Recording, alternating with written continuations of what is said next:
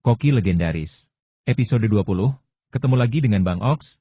Jangan lupa like dan subscribe channel ini ya. Nyalakan lonceng notifikasi agar kamu tidak ketinggalan video-video terbaru dari Bang Ox. Hari sudah hampir siang, dan Yuan Ming menata kata-katanya sebelum berkata, "Sekian untuk hari ini. Aku harus kembali dan menyiapkan bahan-bahan untuk makan siang." "Bagaimana dengan sisanya?" tanya Wu Hai sambil melihat bahan-bahan di atas kompor.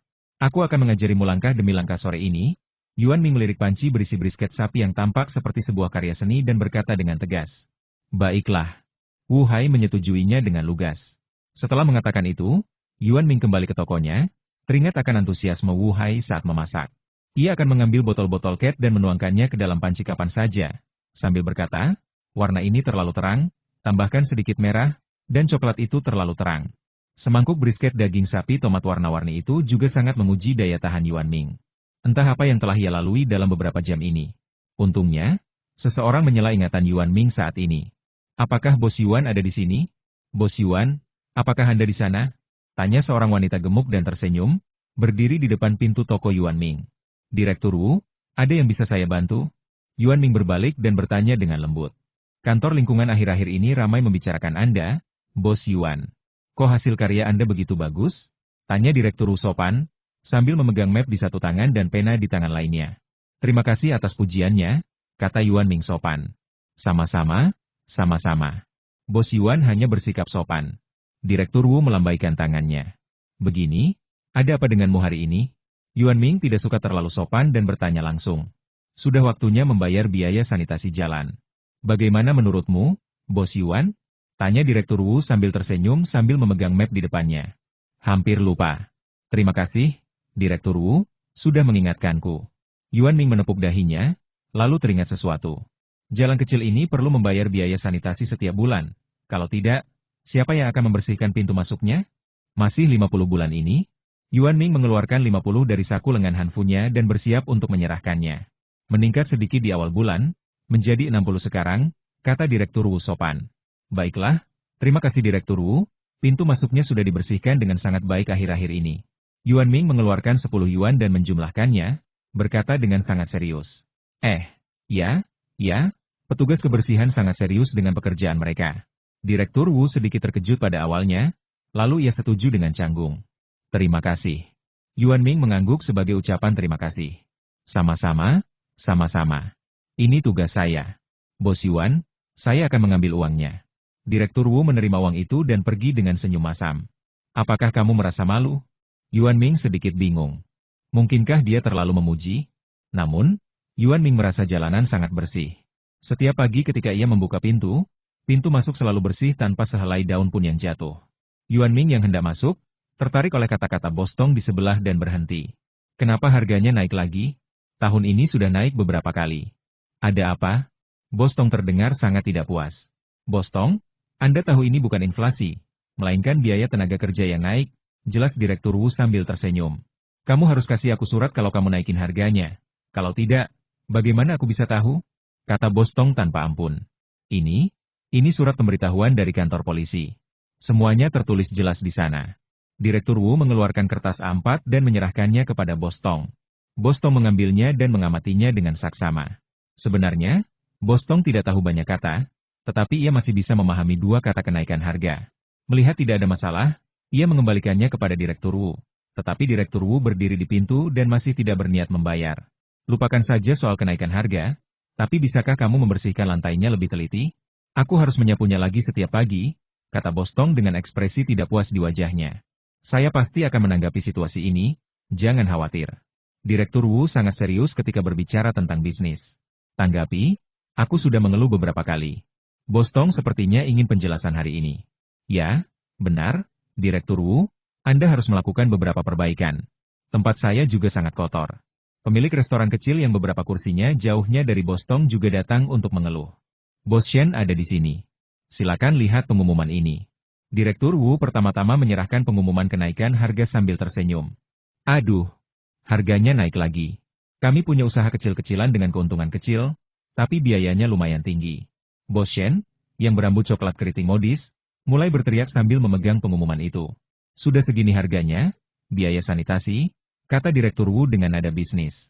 "Bos Tong dan saya setuju. Meskipun harganya bisa dinaikkan, masalah kondisi tidak sehat harus diselesaikan, kata Bos Shen tegas. Saya pasti akan menanggapi masalah ini, jangan khawatir. Direktur Wu memang pantas disebut dari kantor jalanan. Dia sangat sabar. Menghadapi perdebatan verbal, dia tetap berlatih Tai Chi dengan perlahan. Kesepakatan sudah bulat. Cepat selesaikan masalah ini untuk kami. Kalau tidak, mengumpulkan uang bulan depan akan sulit, kata Bos Shen dan Bos Tong hampir serempak. Jangan khawatir, pasti akan ada reaksi. Semua orang akan bereaksi, jawab Direktur Wu dengan antusias. Lalu Bos Tong dan Bos Shen mengambil uang itu untuk membayar. Yuan Ming mengerutkan kening sambil mengamati dari samping. Mengapa area di depan pintunya bersih, sementara Tuan Tong, yang tinggal di sisi lain tembok, mengatakan area itu sangat kotor dan telah mengeluh beberapa kali? Untuk memastikannya, Yuan Ming berdiri sebentar dan mendapati hampir setiap keluarga mengeluh bahwa pintunya sangat kotor. Ada apa? Pikir Yuan Ming bingung, lalu teringat ekspresi dipaksakan di wajah Direktur Wu saat memujinya. Sepertinya saya harus berlari lebih awal besok pagi dan mengamati situasi. Karena tidak dapat memahaminya, Yuan Ming memutuskan untuk melihatnya sendiri. Lagi pula, memang benar bahwa area di depan pintunya sangat bersih. Yuan Ming memutuskan untuk menyiapkan makanan terlebih dahulu karena waktu makan siang sudah dekat. Hanya tersisa beberapa menit, Wu Hai datang sambil membawa panci hitam yang tutupnya tertutup rapat. Saudara Wu, apakah kamu juga belajar dariku? Wu You berkata dengan simpatik dari samping. Ini adalah hasil dari ajaran Bos Yuan. Wu Hai masih sangat percaya diri dengan keahliannya di bawah ajaran Yuan You. Tidak, ini bukan urusanku. Yuan Ming segera menjauhkan diri dari masalah itu. Bercanda? Ya? Dia melihat sendiri situasi di dalam. Kalau dia bilang dia yang mengarahkan, reputasinya bisa hancur. Tapi di pagi hari, Wu Hai meletakkan casserole dan diinterupsi oleh Yuan Ming sebelum dia bisa menyelesaikan kata-katanya. Aku baru saja melihatmu membuat panci seperti ini. Yuan Ming benar-benar tak tahan menggunakan kata hidangan untuk menggambarkan isi panci itu. Kenapa kamu tidak mencobanya sekarang? Tanya Wu Hai terus-menerus, meskipun Yuan Ming sudah menolaknya. Tidak, kamu bisa bertanya pada mereka. Yuan Ming mundur selangkah dengan tenang. Dia bisa mencium bau asam dari panci itu dari posisi ini, tetapi itu hanya karena hidungnya terlalu sensitif, bukan karena dia takut. Lalu kenapa kamu tidak mencobanya? Tanya Wu Hai sambil menunjuk casserole. Toko itu hening sejenak sebelum seseorang berbicara. Akan ku coba. Wu You dan Wu Hai lebih akrab satu sama lain, jadi dia yang pertama setuju. Kalau begitu, ayo kita coba juga. Antreannya masih panjang, jadi ayo kita isi perut kita. Ucap pasangan muda itu penasaran. HMPH, aku tidak akan makan makanan yang berantakan seperti itu. Li Yanyi berdiri di sana dengan punggung tegak. Aku tidak mentraktirmu makan, jadi kau tidak menepati janjimu, kata Wu Hai dengan sedih. Aku takut benda ini akan meracuniku sampai mati, jadi lebih baik kau memakannya sendiri, kata Li Yanyi terus terang. Bukan, ini sebuah karya seni, warnanya sangat indah. Wu Hai mengangkat tutup panci dengan percaya diri. Lalu Yo bertanya dengan kaget, apa ini? Sandal sapir bus dengan tomat warnanya cantik sekali dan rasanya pasti enak sekali, kata Wu Hai sambil menunjuk panci yang warnanya hampir seperti pelangi, dan berkata dengan penuh kepuasan. Potnya tidak hanya berwarna-warni, tetapi warnanya juga terbagi menjadi beberapa lapisan. Lapisan terlebar di tengah berwarna merah tomat biasa. Sedangkan untuk yang lainnya, Wu Yo mengatakan ia tidak berani lagi melihatnya. Apa-apaan? Ya Tuhan, apa-apaan ini? Teriak pasangan muda itu bersamaan. Sandungan daging sapi? Apa kalian belum pernah melihatnya? Apa yang kalian ributkan? Wu Hai melirik pasangan muda itu dengan ekspresi tidak puas. Sayang, bukankah kamu bilang kamu makan banyak pagi ini dan perutmu kembung? Kamu tidak lapar sekarang, kan? Pria dari pasangan muda itu tersadar dari kuku-kuku runcing wanita itu dan berkata dengan penuh pengertian. Maaf, kau, kami tidak lapar hari ini. Lain kali, mari kita coba masakanmu, kata gadis itu tulus dengan mata besarnya yang indah. Terkadang kebohongan seorang wanita lebih menyentuh daripada ketika dia mengatakan kebenaran. Baiklah, Wu You, cobalah. Wu Hai setuju dan berbalik menatap Wu You dan berkata, perutku sedang tidak enak, jadi aku datang ke rumah Bos Yuan khusus untuk makan makanan vegetarian. Aku akan makan makanan vegetarian hari ini. Wu You menggunakan akal sehatnya selama setahun terakhir dan akhirnya menemukan alasan. Apa kau takut? Wu Hai tidak bodoh. Ia menyentuh kumisnya dan melihatnya, lalu bertanya dengan nada tidak puas. Mana mungkin? Sama sekali tidak. Pacarkulah yang mengatur agar aku jadi vegetarian. Aku ini orang yang mudah ditipu, kata Wu You riang. Ceka-ceka, makanan anjing ini sungguh tak terduga, kata Wu Hai tanpa berkata-kata. Setelah menjualnya kemana-mana, Wu Hai akhirnya menyadari bahwa tidak seorang pun akan memakan brisket sapi yang dibuatnya hari ini. Jadi dia dengan sedih meletakkannya di depan pintu toko Yuan Ming. Karena ada sepanci makanan di pintu, setiap orang dalam antrian secara sadar memberi jalan bagi mereka. Saat itulah, Kuah Mi yang meminta untuk diisi pun datang. Dia mengerahkan pandangan matanya yang tajam ke caserole di sebelah Wu Hai, berlari cepat, mengendusnya, lalu berlari lebih cepat lagi. Hahaha, anjingnya juga takut. Li Yanyi hendak masuk ke pintu ketika melihat pemandangan ini dan tertawa bahagia. Kau terlalu banyak berpikir. Pasti ada yang memanggilnya. Wu Hai mengambil caserole dan bersiap untuk kembali ke atas. Sepertinya dia harus makan siang di toko Yuan Ming. Bahkan anjing pun tidak akan memakannya. Lian mendengus dan menyimpulkan. Apa yang akan kita makan untuk beberapa hari ke depan? Suara jernih Mu Xiaoyun terngiang di telinga Li Yanyi. Daging sapi denging dan semangkuk nasi. Li Yanyi selalu punya satu lauk dan satu nasi di restoran Yuan Ming agar ia bisa menghabiskan semuanya. Aturan yang buruk sekali. Cepat atau lambat akan bangkrut kalau tidak diubah. Lian mulai bergumam lagi ketika melihat daftar hitam sampah masih tertulis dengan jelas. Mu Xiaoyun kini sudah terbiasa dengan sifat Li Yanyi yang suka memarahi dan sering datang. Mungkin memarahi lebih membantu dalam mencerna masalah. Li Yanyi makan dengan sangat cepat. Ia menghabiskan makanannya setelah mengunyah perlahan selama 20 menit. Ketika dia keluar dari toko Yuan Ming, asistennya Yan Jia sedang menunggu di pintu. Profesor, haruskah kita langsung pergi ke kampus sekarang? Yan Jia melangkah maju dan membuka pintu mobil. Baiklah. Ayo kita langsung ke sana. Li Yanyi masuk ke mobil dan mengangguk. Mobil melaju dengan mulus, dan tak lama kemudian Yan Jia berkata, Profesor, mengapa Anda tidak pernah menulis ulasan untuk toko yang kurang dikenal itu? Apakah kamu penasaran? Lian membuka matanya dan melirik Yan Jia. Jika Profesor bisa memberitahu saya sangat ingin tahu. Yan Jia mengemudi dengan serius dan menjawab dengan serius. Karena aku tidak ingin menulis, kata Li Yanyi terus terang. Tapi kamu suka makan di sana. Nada bicara Yan Jia penuh keraguan. Lumayan. Aku tidak akan ke sana lagi setelah mencoba hidangan barunya. Aku tidak akan menulis ulasannya. Li Yanyi mengatakannya dengan nada yang lebih santai kali ini, tetapi dengan sangat serius. Saya mengerti, Profesor. Yan Jia menoleh ke arah profesornya, dan sebuah lampu menyala di kepalanya saat ia mengerti apa yang dimaksud Li Yanyi. Aku mengerti. Hati-hati di jalan. Setelah berkata begitu, Li Yanyi melanjutkan memejamkan mata dan beristirahat. Keesokan paginya, Yuan Ming berganti pakaian olahraga dan pergi berlari. Cukup melelahkan. Yuan Ming merasa semakin lelah saat berlari sesuai metode pernapasan yang dijelaskan di buku. Setelah berputar satu putaran, Yuan Ming sengaja mengambil jalan memutar ke pintu depan rumahnya. Mereka benar-benar berbeda. Yuan Ming berhenti dan melihat ke arah pintunya sendiri dan pintu bostong di sebelahnya. Lalu berkata dengan bingung. Bagian depan toko dan kedai Yuan Ming semuanya bersih, dan jelas telah dibersihkan dengan saksama.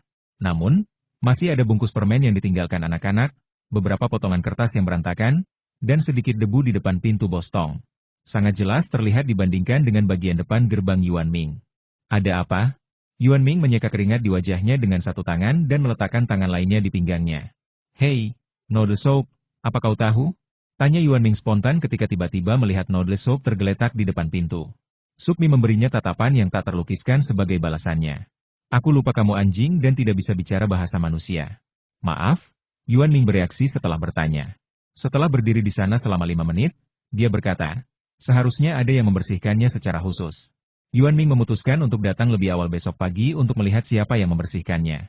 Yuan Ming masih ingin tahu tentang bantuan rahasia semacam ini, karena semua orang penasaran. Hidangan sarapan paling populer yang ditawarkan oleh Yuan Ming adalah panekuk minyak bebek dengan pati akar teratai. Makan kue minyak bebek dan bubuk akar teratai, beginilah hidup terasa lengkap. Si pengunjung mendesah sambil makan.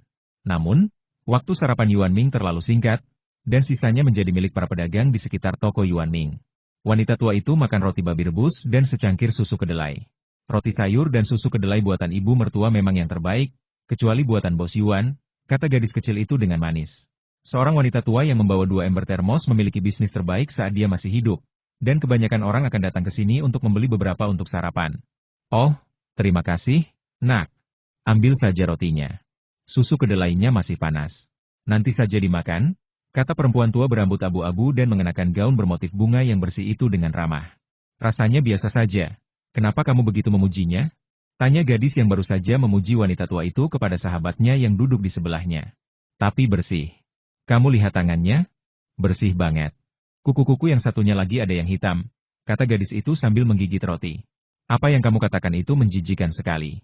Sahabatku tidak bisa memakan stik goreng tepung di tangannya.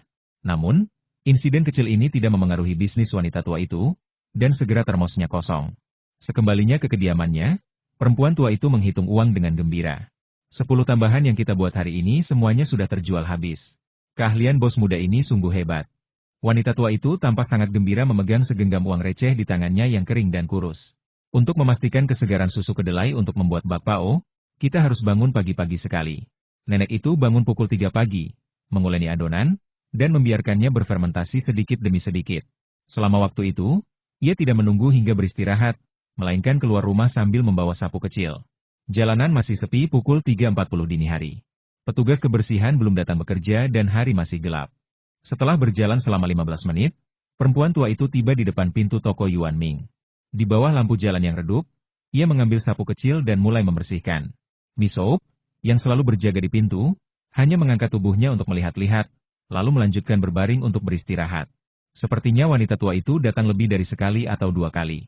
Sapu itu menari-nari dengan suara menderu. Pertama, ia menyapu sekali, lalu mengangkatnya lagi, memastikan lantai bersih. Baru setelah itu, perempuan tua itu menyimpan sapunya dan bersiap pulang. Swiss wanita tua itu mulai berjalan kembali sambil membawa tumpukan sampah di satu tangan dan sapu kecil di tangan lainnya, dan baru membuang sampah di tangannya saat ia tiba di tempat daur ulang. Saat itu baru pukul 16.50, dan beberapa petugas kebersihan mulai bekerja. Perempuan tua itu mengikuti lampu jalan dan langit yang semakin cerah, lalu mulai berjalan kembali. Setelah kembali ke kabinnya, ia berganti pakaian dan membersihkan dirinya sebelum mulai membuat roti.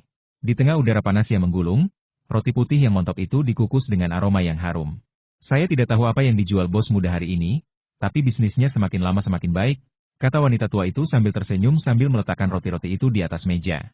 Wajahnya menunjukkan keadaan yang sangat bahagia. Yuan Ming bangun pukul 4.30, dan hal pertama yang dilakukannya adalah membuka tirai. Lantai di depan pintu depan sudah bersih kembali, tetapi petugas kebersihan jalan masih jauh. Memang ada yang membantu membersihkan, dan pembersihannya cukup cepat. Yuan Ming mengerutkan kening dan bergumam pada dirinya sendiri. Kemudian ia mandi dan bersiap untuk lari. Waktu baru menunjukkan pukul 6 ketika ia kembali ke toko. Saat itu, Yuan Ming ingin membuat aneka roti. Mengonsumsi makanan vegetarian di pagi hari baik untuk tubuh. Dengan kecepatan Yuan Ming, membuat 100 roti tentu saja mudah. Tepat ketika Yuan Ming sedang membuat roti, wanita tua itu meninggalkan rumahnya sambil membawa 2 ember termos. Termos itu berisi roti dan susu kedelai yang baru dimasak, yang tampak cukup berat. Perempuan tua itu akan beristirahat setiap 50 meter sebelum melanjutkan perjalanannya. Biasanya perempuan tua itu hanya butuh 15 menit untuk berjalan tanpa tangan. Tetapi kali ini hampir 50 menit. Ketika ia tiba, waktu sudah lewat pukul 7. Orang-orang sudah mengantre di depan toko Yuan Ming. Cukup banyak orang di sana, dan mereka bahkan tidak beristirahat sejenak sebelum mulai menjajakan dagangan mereka. Ini rotinya, roti hangat, dan susu kedelai. Suara wanita tua itu berat dan napasnya terengah-engah. Saat ini, orang-orang biasanya tidak membeli makanan kecuali mereka sangat lapar. Namun, karena ada pelanggan, wanita tua itu tidak akan menyerah. Ia perlahan-lahan berjalan mengelilingi orang-orang yang mengantre dan terkadang menjual 1 atau 2 cangkir susu kedelai. Begitu waktunya tiba, toko Yuan Ming buka tepat waktu. Ya, hari ini kami punya aneka roti. Saya belum sempat memakannya kemarin, tapi kali ini akhirnya saya bisa mencobanya. Orang yang masuk pertama langsung tahu apa menu sarapan Yuan Ming hari ini, dan menceritakannya kepada orang-orang yang mengantre di belakangnya dengan gembira dan bangga. Hal ini telah memicu diskusi. Kudengar roti itu isinya vegetarian, dan sayuran di dalamnya empuk sekali sampai bisa diperas airnya, dan rasanya sungguh lezat. Orang-orang yang tidak bisa memakannya mulai menyebarkan berbagai macam rumor. Lihat apa yang kau katakan. Aku sudah lapar, dan sekarang aku bahkan lebih lapar lagi, kata pelayan restoran itu dengan nada tidak puas. Saya sedang berusaha membantu Anda meningkatkan nafsu makan. Saya jamin Anda akan lebih menikmati makanan Anda nanti, kata pria itu tanpa malu-malu. Lupakan saja. Mengatakan itu tidak akan membuat bos Yuan menjual roti lagi, kata pengunjung restoran itu tanpa berkata-kata. Benar. Akan lebih baik jika tidak ada pantangan. Aku harus memakannya. Pria itu mulai rindu saat membicarakan hal itu. Kurasa tidak mungkin. Bos Yuan satu-satunya yang ada di toko. Kalau kita tidak membatasi orang-orang itu untuk membeli 10 atau 8, kita tidak akan bisa memakannya. Mematuhi aturan ada manfaatnya, dan para pengunjung akan memahaminya seiring waktu. Benar. Aku akan bekerja keras untuk menghasilkan uang, lalu datang ke sini setiap hari seperti pria berkumis itu, dan memperlakukannya seperti kantin, kata pelayan restoran itu dengan berani sambil menatap Wu Hai yang datang lebih awal. Para pengunjung yang antri di sana asyik berbincang-bincang tentang kelezatan makanan dan tak sabar ingin menyantapnya. Akan tetapi, pedagang roti di sana sedang tidak senang. Setiap kali Yuan Ming berjualan roti, biasanya bisnis penjual roti yang sama dengannya tidak berjalan dengan baik. Kalau dipikir-pikir, seperti apa rasa bakpao buatan Yuan Ming? Bakpao buatan para penjual ini memang mengenyangkan, tergantung kualitasnya. Dengan perbandingan seperti ini, siapa lagi yang bisa makan lebih banyak? Sepertinya roti-roti ini tidak bisa dijual hari ini. Penjual roti itu mendesah dan bersiap pergi ke tempat lain untuk menjualnya. Bos ini benar-benar hebat. Dia kewalahan melayani pelanggan dan bahkan tidak memberi ruang bagi usaha kecil seperti kami, kata seorang pedagang yang mendorong gerobak bertuliskan roti susu kedelai dengan nada tidak puas. Kok bisa ngomong gitu? Bisnis kita dibangun sama bos muda itu. Jauh lebih baik dari sebelumnya. Wanita tua itu sedang istirahat di dekat situ. Setelah mendengar ini, ia menunjukkan ekspresi tidak setuju di wajahnya dan berkata terus terang. Saya cuma mengeluh. Si penjual masih agak ragu, tapi ketika melihat tak ada orang di sekitarnya yang menolong, ia hanya bergumam beberapa patah kata dan tetap diam. Dalam bisnis, kalian akan bertemu setiap hari. Tidak perlu bertengkar karena hal sepele seperti itu. Yuan Ming hanya membuat 100 roti setiap hari, termasuk sarapannya sendiri, jadi biasanya ia hanya menjual sekitar 96 atau 97 roti. Satu roti dan semangkuk bubuk akar teratai sudah cukup untuk selera seorang wanita. Tetapi seorang pria bisa menghabiskan 2 roti lagi. Oleh karena itu, bisnis para pedagang di sekitarnya masih sangat bagus. Wanita tua itu hanya memiliki 5 roti dan 3 gelas susu kedelai yang belum terjual, dan ia sangat puas dengan bisnis tersebut. Makanan hari ini sudah siap. Wanita tua itu memandangi roti-roti dingin yang belum terjual dan tidak terburu-buru. Ia tersenyum dan berkata bahwa jika ia tidak bisa menjual semuanya, ia bisa memakannya sendiri. Setiap hari, nenek itu membuat roti dan susu kedelai, membersihkan rumah, lalu menjual roti dan susu kedelai. Hidupnya sangat teratur dan damai. Yuan Ming yang bangun lebih awal akhirnya melihat petugas kebersihan itu sesuai keinginannya. Wah! Tirai dibuka. Baru pukul 4, waktu ketika wanita tua itu sedang bersih-bersih. Wanita tua itu sedang menyapu lantai dan memunguti sampah dengan serius, sementara Mikuah di pintu memperhatikan dengan tenang. Pemandangan seperti itu di bawah lampu jalan agak membingungkan. Penjual di pintu, panca indera Yuan Ming jauh lebih tajam daripada orang biasa. Ia langsung mengenali wanita tua itu begitu melihat penampilannya. Ini adalah salah satu pedagang di depan pintunya. Yuan Ming sedikit terkejut pada awalnya, tetapi kemudian ia mengerti. Yuan Ming tidak keluar untuk menyapa wanita tua itu, juga tidak pergi mandi dan berganti pakaian. Sebaliknya, ia mulai mengutak-atik barang-barang di kamarnya. Keesokan paginya, orang-orang yang mengantri melihat tanda di depan toko Yuan Ming. Peraturan Yuan Ming harap bawa sampah Anda sendiri. Bos Yuan telah menambahkan aturan lain di sini, kata pengunjung restoran itu dengan penuh emosi. Benar sekali, Bos Yuan benar-benar seperti kompas, setiap titiknya tepat. Ini sebuah keluhan. Bagus. Waktu lihat tanda vertikal itu, kukira itu permintaan cuti. Aku sampai takut setengah mati. Untung bukan. Ini adalah seorang pengunjung restoran yang ketakutan dengan permintaan cuti Yuan Ming yang sok keren. Benar, masalah sampah itu hanya masalah kecil. Setelah tersadar, semua orang merasa selama Bos Yuan tidak meminta cuti, semuanya akan baik-baik saja. Wanita tua itu juga melihatnya, dan senyum tersungging di wajahnya. Ia melirik ke dalam toko dan berkata, bos muda itu baik hati. Jika penjual lain tidak mematuhi aturan, mereka akan dikritik oleh pengunjung. Lagi pula, anggapan bahwa hanya dengan mengikuti aturan Yuan Ming Shop seseorang dapat menikmati hidangan lezat telah tertanam kuat di benak para pengunjung. Dengan cara ini, sampah di depan toko Yuan Ming berangsur-angsur berkurang, dan meskipun wanita tua itu masih membersihkannya setiap hari, itu jauh lebih mudah. Mengapa Bos Yuan punya tanda tambahan? Tanya Wu Hai sambil menunjuk tanda di pintu. Aturan baru. Yuan Ming menjawab setiap tamu yang menanyakan pertanyaan ini. Baiklah, tapi bagaimana dengan 3 hari yang kau janjikan? Wu Hai datang kali ini untuk mendesak Yuan Ming agar mengajar. Baiklah, hari ini baik-baik saja. Yuan Ming setuju sambil pusing memikirkan metode memasak Wu Hai. Waktu terakhir terlalu singkat untuk dihitung. Wu Hai masih peduli pada dirinya sendiri. Baiklah, mari kita mulai hari ini. Apakah bahan-bahannya sudah siap? Yuan Ming mengangguk setuju. Kali ini ayam paprika hijau dan salad buah semangka. Wu Hai agak terobsesi dengan hidangan yang tidak dihabiskannya terakhir kali. Ada bahan-bahan sederhana? Ini terlalu sulit dijelaskan oleh pemula, kata Yuan Ming terus terang. Bagaimana dengan daging babi bawang putih? Bagi Wu Hai, seorang karnivora, sederhana berarti daging yang sederhana. Maksudku hidangan vegetarian. Yuan Ming memegang dahinya. Kalau begitu, pergilah dan lihat sendiri, kata Wu Hai sambil memimpin jalan. Baiklah.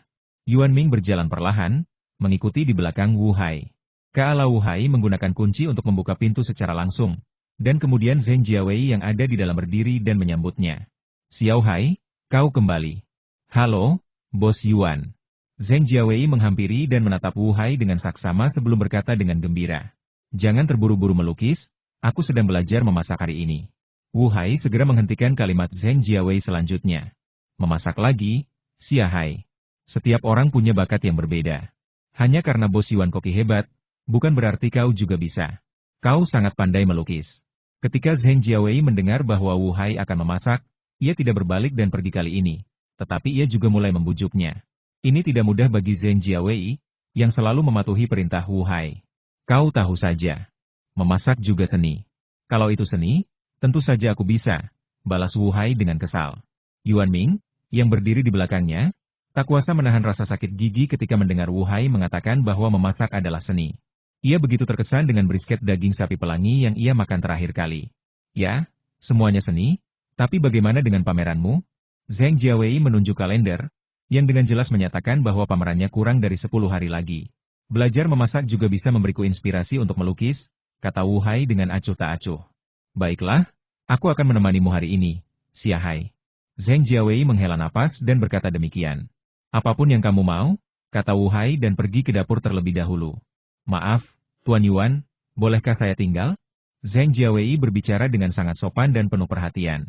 Tidak apa-apa, aku akan masuk dan melihat dulu. Yuan Ming tidak mempedulikannya. Terima kasih, Bos Yuan. Bos Yuan orang yang sangat baik, kata Zheng Jiawei sambil masuk ke dapur untuk membantu. Sekalipun aku tidak membantu dengan hal lain, aku harus mengeluarkan cat di dapur. Yuan Ming melangkah maju untuk memeriksa bahan-bahan di lemari es. Bahan-bahan ini sangat segar dan tampak berkualitas baik, tetapi akan sia-sia jika digunakan untuk memasak bagi Wu Hai. Jadi hari ini aku akan mengajarimu cara membuat jamur dan sayuran. Yuan Ming akhirnya menemukan hidangan yang relatif sederhana. Sebenarnya, ia hanya ingin membuat telur rebus. Ia tidak percaya Wu Hai bisa membuat warna-warna seindah ini. Namun, karena merasa setidaknya ia telah mempelajari komposisi dan pencocokan warna, ia pun mengajarkannya dengan serius. Tidak ada daging, Wu Hai melihat berbagai macam daging di lemari es dan bertanya dengan enggan. Saat memasak, kami selalu memulai dengan hidangan vegetarian, kata Yuan Ming serius. Bagaimana kalau kau ajari aku cara membuat nasi goreng telur? Wu Hai teringat nasi goreng tingkat Dewa Yuan Ming, di mana telur juga dihitung sebagai daging. Tidak, ini terlalu sulit. Kau tidak bisa mempelajarinya dalam 3 hari. Yuan Ming dan Wu Hai tidak pernah bertele-tele saat berbicara. Menurutku jamur dan sayuran hijau itu enak. Zheng Jiawei ikut menimpali, tapi raut wajahnya kurang bagus, seolah teringat sesuatu. Wu Hai bergumam dalam hati, warna kuning nasi goreng telurnya kurang cerah. Seharusnya warnanya agak lebih hangat. Yuan Ming yang sangat jeli mendengar setiap kata ini dan menghela napas lega, merasa beruntung karena tidak memilih nasi goreng. Ini sama sekali tidak ada hubungannya dengan memasak, dan saya tidak tahu bagaimana mereka menemukan ide ini. Kamu olah dulu bahan-bahannya. Yuan Ming merasa bahwa Wu Hai sangat profesional dalam mengolah bahan-bahan. Oh, Wu Hai mengambil sayuran dan jamur lalu mulai mencucinya. Di tengah suara gemericik air, Wu Hai mengeluarkan kuas entah dari mana dan mulai mencuci sayuran. Kuas pipih digunakan untuk menyikat kerutan pada bagian dalam jamur, sedangkan kuas cat berkepala datar digunakan untuk menyikat akar sayuran. Yuan Ming bilang dia butuh waktu tenang. Terakhir kali dia mencuci daging sapi, dia baik-baik saja, tapi kenapa sekarang terlihat lebih buruk? Apakah dia selalu seperti ini? Yuan Ming tiba-tiba mulai berbicara kepada Zheng Jiawei. Xiao Hai selalu melakukan segala sesuatu dengan cara ini. Ia percaya bahwa karena ini bagian dari seni, maka segala sesuatunya harus diselesaikan dengan cara artistik. Zheng Jiawei memiliki toleransi yang baik. Apakah kamu pernah memakannya? Yuan Ming cukup penasaran dengan hal ini. Saya sudah memakannya. Saya pergi ke rumah sakit untuk mencuci perut. Xia Hai suka menggunakan cat untuk memasak, katanya terlihat enak. Tapi dia sangat pilih-pilih soal rasa. Zheng Jiawei masih merasa takut ketika bercerita tentang saat-saat ia memakannya. Aku mengerti. Yuan Ming mengangguk dengan sungguh-sungguh, sementara Wu Hai sudah sampai pada langkah memotong sayuran. Apa yang akan kamu lakukan selanjutnya? Yuan Ming bertanya pada Wu Hai. Warna hijau sayurannya tidak cocok dengan warna coklat tua jamurnya. Saya ingin merendam warna hijau yang masih muda, lalu mewarnainya dan mulai menumisnya, kata Wu Hai tanpa menoleh. Yuan Ming, yang diam-diam senang karena telah bertanya terlebih dahulu, segera angkat bicara untuk menghentikan mereka. Mereka memang tidak cocok sekarang, tetapi mereka akan menjadi pasangan yang sempurna setelah digoreng. Tidak, pencocokan warnanya tidak boleh asal-asalan. Kalau kita cocokkan sekarang, nanti akan terlihat lebih bagus saat digoreng. Wu Hai menolak Yuan Ming dan bergumam pada dirinya sendiri. Tiba-tiba aku merasa kasihan pada panci Wu Hai. Entahlah, kombinasi berantakan macam apa yang dimakannya. Yuan Ming tak kuasa menahan diri untuk mengeluh. Tidak apa-apa, ganti saja. Kali ini Zheng Jiawei sangat tenang. Tetapi dia tidak mengangkat jari telunjuknya, melainkan diam-diam menggenggam obat muntah di tangannya. Setelah Yuan Ming dan Wu Hai berdiskusi cukup lama, dia tetap bersikukuh pada sudut pandangnya bahwa warna harus dicocokkan sebelum dimasukkan ke dalam pot. Sebenarnya, pigmen Wu Hai tidak bisa dimakan. Yuan Ming merasa bahwa ia telah berbicara lebih banyak di pagi hari daripada sepanjang hari. Tidak, aku menggunakan yang terbaik, kata Wu Hai acuh tak acuh. Sebagus apapun, itu tetap cat dan tidak bisa dimakan. Tegas Yuan Ming. Kau belajar pencocokan warna dan tata letak spesifik dariku. Wu Hai menatap Yuan Ming dengan jijik. Tapi akulah kokinya, kata Yuan Ming dengan yakin sambil menyilangkan tangannya. Kau mempelajarinya dariku. Wu Hai sangat yakin bahwa dia benar. Kamu bisa membuat tumis sayuran seperti ini, kata Yuan Ming tiba-tiba. Apa yang harus kita lakukan dengan jamur-jamur itu? Tanya Wu Hai dengan linglung setelah topik pembicaraan tiba-tiba berubah. Sudahlah, masak saja sayurnya, kata Yuan Ming tegas. Tanpa kedua hidangan tersebut, Wu Hai menjadi jauh lebih normal. Tanpa kontras, tidak akan ada kecocokan warna. Yuan Ming berhasil mencegah sayuran tersebut dicat. Terkait memasak dengan kuas, Yuan Ming mengatakan hal itu tidak perlu diperbaiki, tetapi teknik yang diperlukan perlu dijelaskan. Gunakan minyak panas di wajan dingin. Saat memasukkan makanan, pastikan waktunya konsisten. Anda bisa mempercepat gerakan tangan agar sisa makanan yang berantakan setelah dimasukkan ke wajan juga bisa menjadi komposisi yang indah. Penjelasan Yuan Ming memenuhi kebutuhan Wu Hai dan sangat membantunya. Metode pengajaran Yuan Ming mungkin mengajar siswa sesuai dengan bakat mereka. Wu Hai suka menggunakan kuas, dan itu tidak masalah. Tidak ada salahnya tanpa lauk. Paling-paling, mereka setengah matang, tapi tidak mematikan, kan? Benarkah? Tanya Wu Hai dalam hati sambil menunjuk makanan di dalam panci. Kita harus menggorengnya sekarang. Yuan Ming sedikit tidak berdaya. Ya, tumis. Wu Hai mengeluarkan perlengkapan melukis dan mulai mengambilnya sambil tetap terlihat berantakan. Sebenarnya, tak perlu menekankan kekacauan. Lihat, karya Picasso sama sekali tidak berantakan, kan? Yuan Ming harus mencari pelukis abstrak yang dikenalnya. Baiklah. Wu Hai mulai mengadu panci itu selagi masih mendesis. Sementara yang lain menata makanan di piring, dia bersikeras membuat bentuk-bentuk di dalam panci. Terbakar, kata Yuan Ming tenang sambil menunjuk ke panci. Tidak apa-apa. Lain kali aku bisa menghabiskannya sebelum gosong. Wu Hai sangat percaya diri. Tapi kalau dituang, tetap saja berantakan. Yuan Ming tidak mengerti kenapa penyajian harus dilakukan setelah semuanya matang. Tapi Wu Hai bersikeras melakukannya sambil memasak. Sekarang terlihat bagus, Wu Hai memberikan alasannya dengan serius. Pikiran Yuan Ming saat ini adalah ia ingin menggunakan sepatunya untuk menginjak wajahnya dan mencabut jenggotnya. Ayo kita lakukan lagi. Yuan Ming menenangkan diri dan menunjuk sayuran yang tersisa. Baiklah. Tapi kali ini kita masih mau tumis sayuran? Wu Hai memandang sayuran vegetarian itu dengan jijik. Baiklah, kalau kau mendengarkanku kali ini, aku jamin itu akan menjadi sesuatu yang artistik, kata Yuan Ming tegas. Oh, kamu juga punya selera seni. Wu Hai menatap Yuan Ming dengan curiga. Tentu saja. Lagi pula, masakanku tidak hanya enak, tapi juga sangat lezat. Yuan Ming memberi isyarat kepada Wu Hai untuk menuangkan sayuran gosong dari panci, lalu mencucinya. Saat berbicara, Yuan Ming menekankan kata-kata bisa dimakan dan lezat, tetapi Wu Hai, yang tenggelam dalam seni, jelas tidak mendengarnya. Kemudian, sepanjang hari, kecuali jam kerja, Yuan Ming menghabiskan seluruh waktunya di dapur Wu Hai, mengawasinya terus-menerus untuk mencegahnya menambahkan pigmen secara tidak sengaja. Tentu saja, Yuan Ming juga mengajukan pertanyaan yang membuatnya penasaran. Sayuran Wu Hai memiliki warna, dan warnanya bisa diekstraksi. Kenapa tidak pakai itu saja? Tanya Yuan Ming ketika ia ingin menambahkan pigmen untuk menyesuaikan warna untuk kesekian kalinya di Wu Hai. Itu semua air, sulit dibentuk dan sulit diwarnai. Sebagai seorang maestro lukisan cat minyak, tentu saja ia menyukai warna-warna yang kaya, ujar Wu Hai dengan nada biasa. Baiklah, aku mengerti. Ayo kita lanjutkan ke langkah berikutnya. Yuan Ming menyerah dan langsung melanjutkan ke langkah berikutnya. Seharian ini membuat Yuan Ming mengerti satu hal, lebih baik tidak menerima murid lagi di masa depan. Karena kesabarannya sudah habis hari ini, dan tentu saja pengendalian dirinya. Jika bukan karena hal ini, ia pasti sudah mencekik Wu Hai sampai mati. Yuan Ming tidak dapat mengerti mengapa seorang pemuda berpenampilan menarik bisa begitu keras kepala. Malam harinya, Yuan Ming menerima pesan dari Inya yang sudah lama tidak ditemuinya. Benar saja, Yuan Ming mengikuti Inya di Weibo, dan Inya juga mengikutinya. Saya merekomendasikan restoran mie daging sapi yang lezat. Bos Yuan, saya rasa Anda harus mencobanya. Enak sekali. Yaran. Alamat terkirim. Saya Bos Yuan. Setelah beberapa saat, Yinya akhirnya menjawab, Bos Yuan sedang online. Lama tak berjumpa. Baiklah, lama tak berjumpa. Saya Bos Yuan. Kenapa Pak Yuan online begitu sopan? Apa dia palsu? Yinya memegang tablet dan tersenyum, tapi tidak langsung memberikan alamatnya. Tidak, ada apa? Yuan Ming mengerutkan kening, sedikit bingung. Dia selalu bersikap sopan.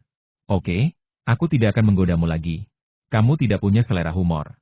Alamatnya Jalan 20, Komunitas 20. Yinya cemberut dan mengirimkan alamat itu. Ya, terima kasih. Yuan Ming berpikir sejenak dan berterima kasih padanya. Sama-sama. Aku mau tidur. Selamat malam. Yinya menjawab selamat malam, lalu meletakkan tabletnya dengan tegas, dan bersiap untuk tidur. Yuan Ming juga membalas selamat malam seperti biasa, masih berpikir bahwa dia bersikap sangat sopan. Apakah aku terlalu angkuh? Yuan Ming berdiri dan menatap dirinya di cermin. Tiba-tiba dia mengangkat bajunya dan berkata, akhirnya aku punya perut six-pack. Melihat otot perutnya yang sedikit berlekuk, Yuan Ming kini berpikir bagaimana caranya agar orang-orang tahu bahwa ia memiliki otot perut. Lagi pula, ia sekarang adalah pria yang tampan, pandai memasak, dan memiliki otot perut, jadi seharusnya tidak sulit baginya untuk menemukan pacar. Namun, Yuan Ming menyadari bahwa hal ini tidak bisa diungkapkan. Sepertinya ia hanya bisa menunggu gadis-gadis itu menemukan jati dirinya. Yuan Ming sangat yakin akan hal ini. Sistem menampilkan pesan hadiah tuan rumah belum diklaim. Tiba-tiba, sistem yang telah lama terdiam, berbicara dalam pikiran Yuan Ming. Apakah hadiahnya adalah camilan? Tanya Yuan Ming ragu. Sistem menampilkan pesan tidak. Set dewa memasak milik tuan rumah telah diberikan. Item ini memiliki batas waktu terbatas. Misi sampingan 2 selesaikan patung 10 poin. Hadiah misi 1 set dewa koki. Memang ada batas waktu. Yuan Ming mengklik tugas itu dan melihat bahwa memang begitulah adanya. Sistem menampilkan pesan tuan rumah dapat mengklaimnya sekarang. Terimalah. Yuan Ming menukar sebagian keahlian memasaknya dengan hadiah ini, jadi tentu saja dia harus menerimanya. Sistem menampilkan pesan hadiah telah diberikan. Yuan Ming bangkit dan turun ke bawah. Sandalnya menimbulkan suara dong-dong-dong pelan di tangga. Sesampainya di dapur, saya melihat pisau tambahan di rak pisau. Mustahil untuk tidak memperhatikannya karena sangat mencolok. Apakah ini rasa tidak enak darimu, sistem? Yuan Ming menunjuk pita busur di gagangnya. Merasa tak berdaya. Sistem menampilkan pesan pita dapat digunakan untuk mengikat gagang pisau. Tuan rumah perlu melakukannya sendiri. Penjelasan yang sempurna. Yuan Ming sudah menerima tipuan sistem. Anehnya, sistem memberinya hadiah begitu tenang hari itu. Dengan cara ini, Wu Hai hanya sedikit aneh. Sial, aku sudah sangat teracuni oleh Wu Hai sampai-sampai aku teringat pesta catnya. Yuan Ming menggelengkan kepala, mendesak dirinya untuk melupakan makanan mengerikan itu sesegera mungkin. Yuan Ming melangkah maju dan melepaskan pita itu. Untungnya, pita itu berwarna ungu tua dan tahan noda. Keren banget ya pita sutra ini, kamu harus melilitkannya sendiri. Tanya Yuan Ming penasaran sambil melihat gagang kayunya. Sistem menampilkan teks berikut pisau yang bagus adalah suatu keharusan bagi setiap koki, dan gagangnya memengaruhi sensasi sentuhan seorang koki. Tapi aku tidak tahu cara membungkusnya. Biar ku beri tahu caranya. Yuan Ming sudah lama mencoba mencari tahu cara membungkusnya dengan pita, tetapi tidak tahu harus mulai dari mana. Kemudian sistem langsung mendistribusikan beberapa metode, yang tampaknya sederhana dan mudah dipelajari. Oke. Yuan Ming memilih yang paling sederhana dan mulai mengurai sesuai metode yang disediakan sistem. Sistem menampilkan teks berikut ini adalah jenis sutra. Kain sutra ultra tipis yang terasa seperti giok dingin dan tidak terpengaruh oleh suhu kulit. Kain ini memiliki efek melindungi kulit, melembabkannya, dan menunda penuaan. Bukankah ini hanya selembar kain? Untungnya, tidak banyak. Yuan Ming menghela napas sambil membungkusnya, dan ia tidak punya waktu untuk menguji pisau baru itu. Ngomong-ngomong, bisakah arti pisau ajaib itu dijelaskan dengan kata-kata? Tanya Yuan Ming penasaran, sambil menatap pisau yang tampak biasa saja itu. Sistem menampilkan teks. Apa arti pisau dapur keterampilan ilahi? Yuan Ming bertanya sambil membungkus gagangnya. Sistem menampilkan kata-kata pisau ini, bila digunakan dengan set dewa memasak, memiliki efek yang tak terduga. Rasanya seperti Anda menjual pil ampuh yang diklaim bisa menyembuhkan segala penyakit, keluh Yuan Ming tanpa ekspresi. Sistem menampilkan teks berikut pisau ini terbuat dari unsur langka vanadium dan selenium. Tunggu, Bukankah unsur langka vanadium itu sulit larut dan akan kehilangan keuletannya jika ada pengotor? Yuan Ming berkata bahwa ia berpengetahuan luas dan kebetulan tahu tentang unsur ini. Sistem mengabaikan pertanyaan Yuan Ming dan melanjutkan penjelasannya. Vanadium memiliki titik leleh yang sangat tinggi, menjadikannya logam tahan api. Vanadium bersifat ulet, keras, dan non-magnetik. Vanadium tahan terhadap asam klorida dan asam sulfat, dan ketahanannya terhadap korosi udara air garam air lebih baik daripada baja tahan karat. Vanadium tidak teroksidasi di udara. Vanadium adalah logam berwarna abu-abu keperakan, dan bahkan sedikit kotoran pun dapat memengaruhi plastisitasnya. Karena banyaknya sifat fisik dan kimianya yang luar biasa, ia memiliki beragam kegunaan dan dikenal sebagai vitamin logam. Ketersediaannya yang terbatas hanya diperuntukkan bagi industri kedirgantaraan. Setelah sistem ini dilebur ke dalam alat pemotong, selenium yang telah terurai ditambahkan ke dalamnya sebelum mengeras, sehingga kaya akan sifat selenium. Selenium adalah antioksidan yang dapat mencegah penuaan dan pengerasan jaringan akibat oksidasi, atau setidaknya memperlambat laju perubahan. Selenium juga memiliki efek mengaktifkan sistem kekebalan tubuh dan mencegah kanker. Selenium merupakan mineral penting. Selenium yang terkandung dalam pisau ini dapat memenuhi kebutuhan harian tubuh manusia. Asupan hariannya adalah 15 mikrogram untuk anak di bawah 1 tahun, 20 mikrogram untuk anak usia 1 hingga 3 tahun, 40 mikrogram untuk anak usia 4 hingga 6 tahun, dan 50 mikrogram untuk anak usia 5 tahun hingga dewasa. Bisakah itu diserap manusia jika ditempelkan pada pisau? Yuan Ming mengambil gagang pisau yang baru saja dibungkus, sangat penasaran. Pisau ini tidak jauh berbeda dengan pisau dapur biasa. Kilaunya memang tidak terlalu terang, tetapi bilahnya tetap terlihat sangat tajam, dan berkilau keperakan di bawah cahaya. Anda tidak dapat mengatakan sama sekali bahwa ia terbuat dari logam langka, belum lagi selenium yang ditambahkan secara inovatif ke dalamnya. Sistem menampilkan kata-kata sistem ini memiliki metodenya sendiri. Haha, oke, sudah bisa dipakai sekarang? Yuan Ming memandangi gagangnya dengan puas, merasa puas. Sistem menampilkan pesan tuan rumah dapat menggunakannya sesuai kebijakannya sendiri. Kemudian Yuan Ming mengambil pisau dan dengan bersemangat mulai mencari bahan-bahan yang dapat memantulkan ketajaman pisau di dapur. Setelah melihat sekeliling, ia mendapati tidak ada apa-apa di sana. Saat itu bukan waktu yang tepat untuk memasak. Yuan Ming tidak membeli bahan-bahan untuk mengukir, melainkan membeli yang segar setiap hari. Sebuah lampu menyala di kepala Yuan Ming dan ia teringat lobak besar itu. Sepertinya ia hanya bisa menggunakan sistem itu sekarang. Sistem? Kurasa kemampuanku menggunakan pisau masih perlu dilatih. Bagaimana menurutmu? Yuan Ming memegang pisau itu dengan tatapan serius. Jika sistemnya cerdas, pasti sekarang sudah sangat kacau. Lubangnya terlalu jelas dan tidak ada yang bisa disembunyikan sama sekali. Yuan Ming tidak mendesak mereka, dan tak lama kemudian, sebuah lobak besar muncul di dapur. Lobak itu sangat besar, dan daunnya menjuntai ke tanah, hampir menyentuh langit-langit. Sekarang Yuan Ming yakin akan satu hal bagi sistem tersebut, apapun yang berhubungan dengan memasak yang dapat meningkatkan keterampilan pada dasarnya tidak akan ditolak, mulai dari mesin pencuci piring yang ia gunakan pertama kali hingga lobak yang ia gunakan untuk latihan sekarang. Setelah mendapatkan lobak, Yuan Ming mengambil pisau dapur ajaib di tangannya, dan dengan suara wus ia memotong daun lobak tersebut. Sekarang Yuan Ming merasakan perbedaan antara pisau ini dan pisau biasa. Pisau ini setengah lebih ringan dari pisau biasa, tetapi lebih tajam. Gagangnya dibungkus sendiri, jadi sangat mudah digunakan. Yuan Ming berdiri di bangku kecil yang digunakan untuk memetik rumput jinling dan dengan hati-hati mengamati potongan yang baru saja dibuatnya. Potongannya rapi dan tanpa lekukan, persis seperti yang saya harapkan saat memotongnya. Lobak sebesar ini mudah dipotong. Saya mencium aromanya dengan saksama dan tidak ada bau mentah pisau baru. Layak disebut sebagai peralatan memasak dewa. Yuan Ming mengangguk puas, lalu mulai menghunus pisau dapur dan mulai mengukir. Kali ini, patungnya bukan gambar seorang wanita, melainkan pohon Paulownia yang tampak nyata. Daunnya yang hijau dihiasi daun lobak, dan akar di bawahnya terlihat jelas. Pohon Paulownia sekecil itu bagaikan tanaman pot besar yang disukai banyak orang. Akhirnya aku berhasil mengukir pohon itu. Yuan Ming menghela napas lega, akhirnya menebus kesalahan yang dibuatnya di awal dengan pohon itu. Yuan Ming, yang pikirannya jernih, berkemas dan naik ke atas untuk mandi dan tidur. Tentu saja, mengingat 4 otot perut Yuan Ming yang tidak terlalu kentara, butuh waktu lama baginya untuk memindahkan pohon secamur besar dalam pot ke halaman kedai untuk digunakan sebagai hiasan. Pisau dapur ajaib ini benar-benar sebuah keajaiban, tidak peduli siapapun orangnya. Ini menakjubkan. Keesokan paginya, Yuan Ming menutup pintu setelah jam sarapan. Kali ini, ia tidak mendorong troli belanjanya, melainkan keluar dengan 2 kotak kayu di sakunya, sambil berjalan sambil melihat ponselnya. Halaman di atas dengan jelas menunjukkan riwayat obrolan dengan Inya tadi malam. Yuan Ming mencari dengan saksama dan menemukan alamat yang dikirim kemarin. Ketika sampai di persimpangan, Yuan Ming menghentikan taksi seperti biasa. Masuk, memberitahukan alamatnya, lalu memejamkan mata untuk beristirahat. Secara logika, Yuan Ming sudah lama punya uang untuk membeli mobil sendiri, tetapi dia tidak pernah memikirkannya. Ling Hong pernah bertanya kepadanya tentang hal itu. Sepertinya kamu jalan kaki atau naik taksi kalau pergi keluar. Kenapa kamu tidak beli mobil saja? Tanya Ling Hong, bosan. Saya bisa menghabiskan lebih banyak waktu mempelajari masakan baru sambil belajar mengemudi, kata Yuan Ming serius. Itu masuk akal. Ling Hong yakin dengan alasan ini.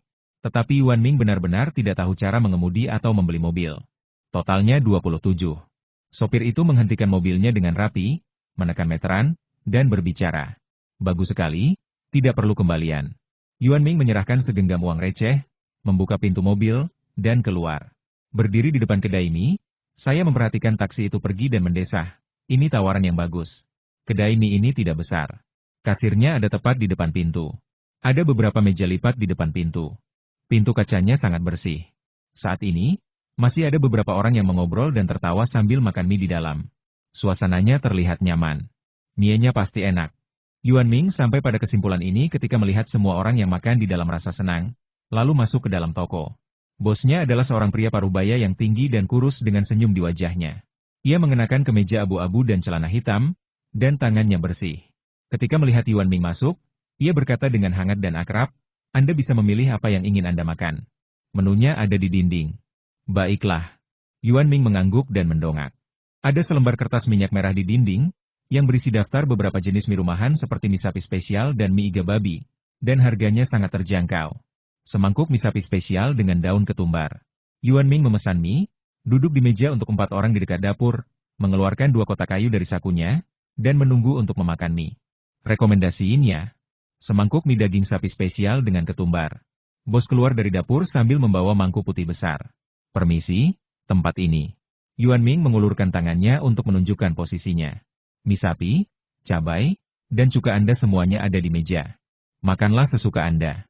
Kalau mau tambah bawang bombay, jahe, dan bawang putih, silakan ke dapur sendiri, kata bos itu dengan santai. Terima kasih. Yuan Ming mengangguk dan melihat bumbu-bumbu di atas meja. Tidak usah sopan. Pesan saja sesukamu. Bos itu melambaikan tangannya dan berkata dengan acuh tak acuh. Ya. Yuan Ming mengangguk. Bos ini cukup menarik, gumam Yuan Ming dalam hati. Mangkuk yang dibawa bos itu sangat besar. Lebih tepatnya, lebih besar dari wajah Yuan Ming. Mulutnya besar dan dasarnya dangkal. Kelihatannya banyak, tapi sebenarnya cukup banyak. Mie-nya tipis, dan kuahnya yang berwarna merah cerah menyelimuti mie. Sensasi harum dan pedas menyerbu hidung Yuan Ming, membuatnya ingin bersin. 4 potong daging sapi berukuran sedang diletakkan di atas mie, dan ketumbar yang diminta Yuan Ming juga ditaburkan di atasnya, membuatnya tampak hijau dan menarik. Kelihatannya cukup bagus, kata Yuan Ming sambil mengerutkan kening. Yang dimaksud Yuan Ming dengan terlihat bagus adalah kombinasi warna semangkuk mie ini. Soal rasa pedas dan harum yang kuat telah menutupi rasa mie itu sendiri. Karena direkomendasikan oleh Hinya, Yuan Ming tidak berani mengatakan rasanya tidak enak tanpa mencobanya. Slurp. Yuan Ming mengeluarkan sumpit anti bau, mengambil sepotong mie, dan langsung memasukkannya ke dalam mulut. Rasa pedasnya langsung terasa, tetapi mie-nya terlalu lembek dan tidak kenyal. Ada juga beberapa biji cabai di mie, yang sangat memengaruhi rasanya. Biji cabai memiliki rasa sedikit sepat saat dikunyah, sesuatu yang tidak dapat diabaikan oleh Yuan Ming, yang memiliki indera perasa tajam. Yuan Ming mengerutkan kening dan berpikir untuk mengambil daging sapi dan mencobanya. Daging sapinya mengeluarkan aroma marinasi saat dikunyah, dan rasanya segar. Aroma ketumbar yang kuat menetralkan bau amis. Daging sapi ini lumayan, kata Yuan Ming lembut setelah memakannya. Meski begitu, Yinya belum cukup merekomendasikannya untuk datang ke sini. Mie-nya terasa biasa saja, daging sapinya di atas rata-rata, dan skor tertinggi yang bisa ia dapatkan pun di atas rata-rata. Tetapi Yinya menggambarkannya sebagai sangat lezat. Yuan Ming makan dengan serius sambil mengerutkan kening bingung. Secara logika, Yinya pernah makan mie kuah bening sebelumnya. Jadi seharusnya ia tidak menganggap mie ini enak. Yuan Ming tidak mengerti dan memutuskan untuk tidak memikirkannya dan makan dengan serius. Yuan Ming bingung dengan rekomendasinya, sementara para tamu yang masih makan mulai bercanda dengan bosnya. Bos, Anda bisa memesan apapun yang Anda mau. Beri saya mie. Saya belum kenyang, kata seorang pemuda berkaus sambil tersenyum. Tidak masalah. Sang bos langsung setuju, yang membuat pria yang sedang bercanda itu merasa sedikit malu. Tidak, beri aku semangkuk kecil mie sapi lagi. Pemuda itu buru-buru menghentikan bos yang jujur itu. Sama-sama. Mau semangkuk lagi? Jarang sekali ada bos yang berbisnis seperti ini. Tidak masalah, kata pemuda itu sambil tersenyum. Baiklah, mie sapinya akan segera datang. Bos kembali ke dapur untuk membuat mie. Bos, tolong beri saya daun bawang cincang lagi, kata seorang pelanggan. Bawang hijau cincangnya sudah datang, ambil saja sendiri, kata bos sambil menjulurkan kepalanya dari dapur. Lalu tamu itu berdiri dan membawa mangkuk itu ke dapur. Bos ini benar-benar santai. Yuan Ming menghela napas sambil menatap pelanggan yang menambahkan irisan daun bawang ke dalam hidangannya. Saat itu, dua orang masuk dari luar pintu. Salah satunya mengenakan sweater kuning sederhana, berambut abu-abu, dan tampak sangat tua. Ia memegang tongkat orang buta di satu tangan, dan tongkat itu menimbulkan suara gedebuk yang nyaring di tanah. Orang yang menopangnya adalah seorang anak laki-laki kecil, yang tampaknya baru berusia 11 atau 12 tahun. Ia mengenakan seragam sekolah yang rapi dan potongan rambut berbentuk semangka. Ia tampak kurus dan kecil, tetapi ia cukup kuat. Ia menopang ayahnya dan berjalan memasuki toko selangkah demi selangkah. Anak laki-laki itu membantu lelaki berbaju kuning itu mencari tempat duduk yang paling dekat dengan pintu. Lalu ia duduk di sampingnya. Ini mie-nya. Sang bos mengeluarkan mie-nya dan meletakkannya tepat di depan pemuda itu, sambil berkata nakal, saya sudah menambahkan mie untukmu. Oke, terima kasih, bos. Kata pemuda itu sambil tersenyum ketika melihat memang ada banyak mie tambahan. Sama-sama. Setelah bos selesai berbicara dengan sopan, dia melihat ayah dan anak itu di sana. Sang bos melangkah maju beberapa langkah, dan anak kecil itu berdiri dan berjalan ke arah sang bos. Sekarang kamu sudah di sini, apa yang ingin kamu makan hari ini? Tanya bos dengan nada santai, masih antusias seperti sebelumnya. Bos, 2 mangkuk mie sapi lagi, kata anak kecil itu tanpa berpikir. Oke, 2 mangkuk mie sapi totalnya 9 yuan. Bayar dulu, makan belakangan, kata bos sambil tersenyum. Bos, hari ini ada diskon, ya? Anak kecil itu tidak langsung mengeluarkan uang, tapi bertanya dengan bingung. Ya, belum berakhir. Wajah bos tampak alami. Tapi ini akan membuat kita rugi. Anak laki-laki itu sepertinya sudah biasa di sini, dan sepertinya bosnya sering memberinya diskon, jadi anak laki-laki itu curiga dan bertanya. Kamu nggak ngerti ini? Coba lihat supermarket itu. Bukankah mereka juga lagi diskon? Apa kamu pikir mereka lagi rugi? Enggak, kan? Kata bos dengan sabar. Anak kecil itu hanya bisa mengangguk ketika mendengar pertanyaan bosnya. Ini namanya untung kecil tapi cepat untung. Oke, bayar saya, kata bos dengan bangga sambil mengulurkan tangannya. Anak lelaki itu sangat ketakutan sehingga ia mengeluarkan uang dari saku seragam sekolahnya, menghitung jumlahnya dengan tepat, lalu menyerahkannya. Bagus sekali, mie-nya akan segera datang. Si bos mengambil uang itu, memasukkannya ke saku tanpa menghitungnya, lalu pergi memasak mie. Semua ini kebetulan disaksikan oleh Yuan Ming. Jelas sekali bahwa tipu daya bos adalah menipu anak-anak. Semangkuk mie sapi harganya $4.50, belum termasuk ongkos tenaga kerja. Dengan tingkat konsumsi saat ini, menjual dalam jumlah besar dengan untung kecil adalah mimpi. Jika bos benar-benar memberi diskon seperti ini, dia akan benar-benar merugi di setiap penjualan. Tetapi si bocah lelaki itu mempercayainya begitu saja. Senyum lega muncul di wajahnya, dan dengan hati-hati ia naik ke kursi untuk mengobrol dan tertawa dengan ayahnya. Sementara sang bos tersenyum di wajahnya, seolah-olah ia sama sekali tidak punya pikiran lain. Ayah, hari ini ada diskon mie di sini. Ayah bisa makan lagi nanti. Anak itu mendongak dengan ekspresi gembira. Ya, kamu juga harus makan lebih banyak. Pria berkaus kuning itu mengulurkan tangannya dengan tertatih-tatih, menyentuh kepala semangka anak laki-laki itu, lalu mengangguk senang. Anak laki-laki kecil itu sama sekali tidak peduli dengan kepala semangkanya yang berantakan dan masih tersenyum bahagia. Ayah dan anak itu mengobrol sebentar, dan di pesanan bos pun siap. Yuan Ming bermata tajam dan sekilas bisa melihat bahwa ini adalah 2 mangkuk mie kuah bening. Isi setiap mangkuk lebih banyak daripada mie miliknya, dan ada 4 potong daging sapi di setiap mangkuk. Setiap potong daging sapi tampak sangat padat. Kalian berdua makan mie-nya. Sang bos meletakkan nampan dan membawakan semangkuk mie masing-masing untuk ayah dan anak itu. Terima kasih, bos, kata anak kecil itu dengan sopan. Sama-sama, makanlah, kata bos sambil menunjuk mie itu. Ya, anak laki-laki itu mengangguk, lalu menoleh ke ayahnya dan berkata, Ayah, kemarilah makan, mie-nya sudah datang. Ayah tidak suka makan daging, ini untukmu. Pria berkaus kuning itu mengambil daging itu dan menyerahkannya dengan enggan. Karena anak kecil itu tidak dapat melihat, ia harus memegang mangkuk untuk menangkapnya agar tidak jatuh ke tanah. Pria berbaju kuning itu mengambil 3 dari 4 potong dan memberikannya kepada anak laki-laki kecil itu, yang menerimanya sambil tersenyum. Yuan Ming awalnya mengira keduanya akan terlibat dalam pertarungan memperebutkan daging sapi, tetapi anak kecil itu hanya tersenyum tenang dan mengambil daging sapi itu. Ayah, cobain sisanya. Daging sapi buatan Paman Bos enak banget dan isinya banyak. Anak kecil itu berkata begitu ketika melihat hanya tersisa satu potong di mangkuk. Baiklah, ayah akan makan sisanya. Pria berkaus kuning itu setuju sambil tersenyum. Ayah dan anak itu makan mie dengan tenang. Anak laki-laki itu tidak mengambil daging lagi. Ia tidak bisa melihatnya dengan mata, tetapi ia selalu bisa merasakannya. Namun, Yuan Ming memperhatikan dengan saksama dan menemukan bahwa ketika sang ayah selesai makan, ada daging sapi di dasar mangkuk lagi, tepat 3 potong, tetapi tidak ada daging sapi di mangkuk anak laki-laki itu. Begitu. Yuan Ming menatap bos yang sedang mengobrol dan tertawa dengan seseorang di dekatnya, lalu berdiri. Selamat tinggal, datang lagi lain kali. Sang bos berbalik dan memberi salam. Oke, bos, mie sapinya enak. Yuan Ming mengangguk dan berkata begitu. Tentu saja, selamat tinggal. Bos menerima ucapan terima kasih Yuan Ming tanpa ragu. Setelah keluar dari toko, Yuan Ming mengambil teleponnya dan mengirim pesan kepada Inya di Weibo. Mie daging sapi yang kamu rekomendasikan lezat, terima kasih. Saya Bos Yuan.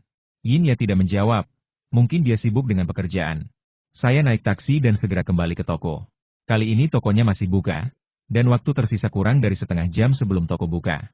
Lalu Hai datang lagi dan bertanya dengan nada kesal, kamu janji 3 hari, tapi ternyata cuma 2 hari. Apa yang harus kita lakukan dengan sisa hari itu? Bicaralah dengan baik. Yuan Ming merasa kesal dengan tatapan Wu Hai. Kapan hari terakhir akan dibuat?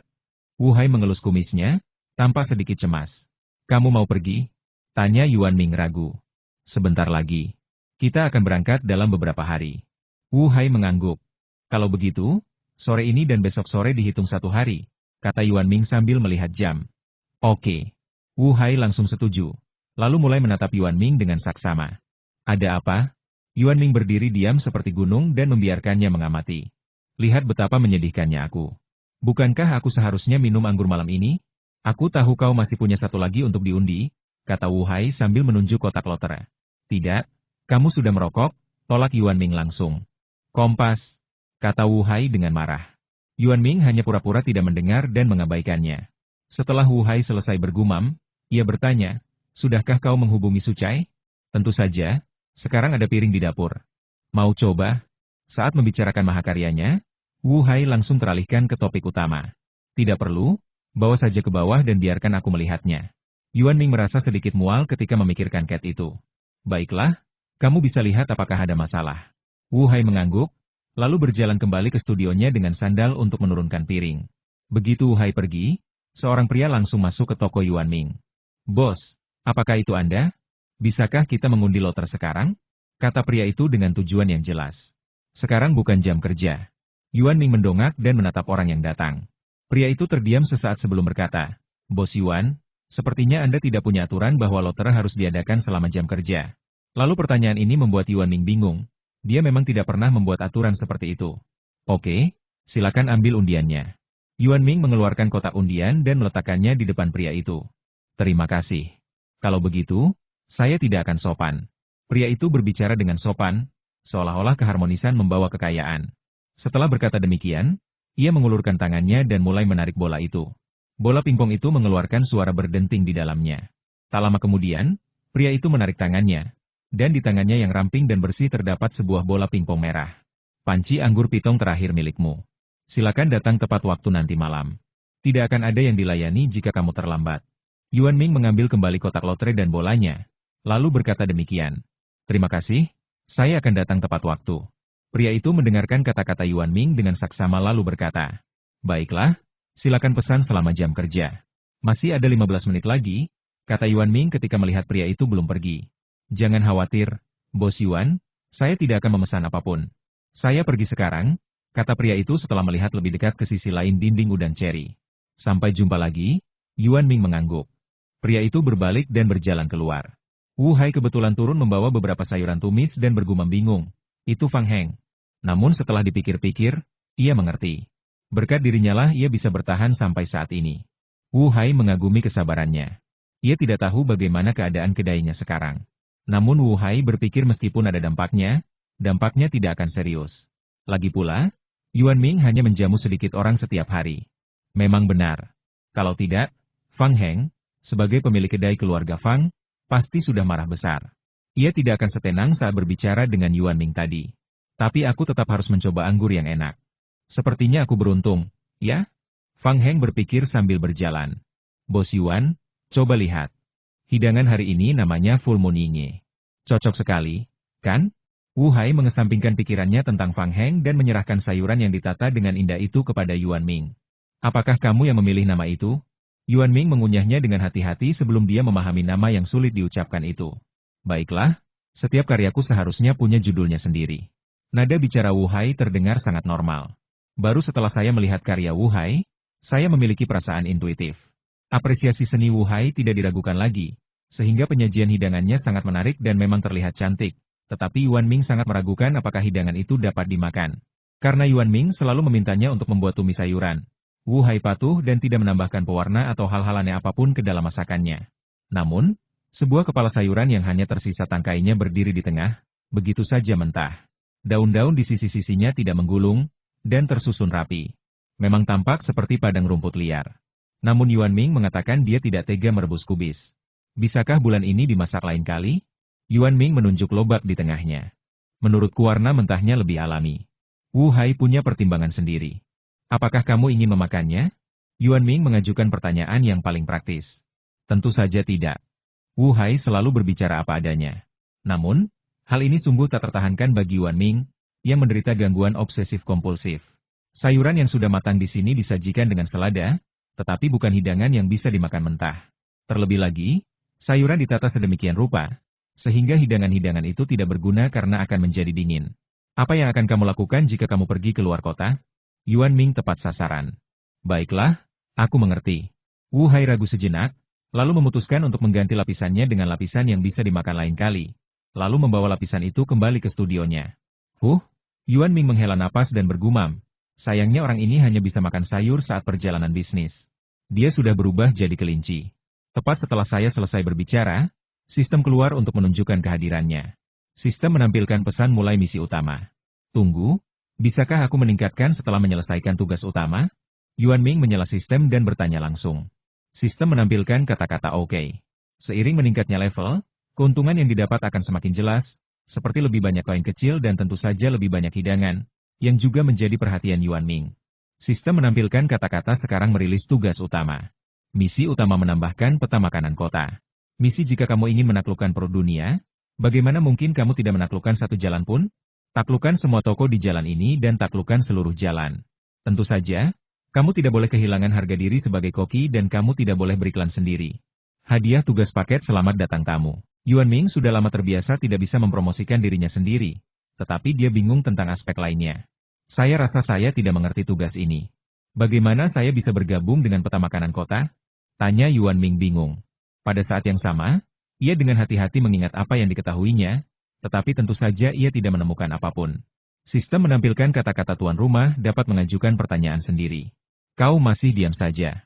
Hadiah apa ini? Bagi seorang veteran seperti Yuan Ming, tugas itu pasti akan datang begitu saja, tetapi hadiahnya perlu dijelaskan terlebih dahulu. Sistem menampilkan kata-kata ini adalah barang penting untuk menghibur pelanggan. Sistem akan mendistribusikannya secara otomatis ketika waktunya tiba. Berpura-pura misterius. Yuan Ming terdiam melihat betapa kakunya sistem ini.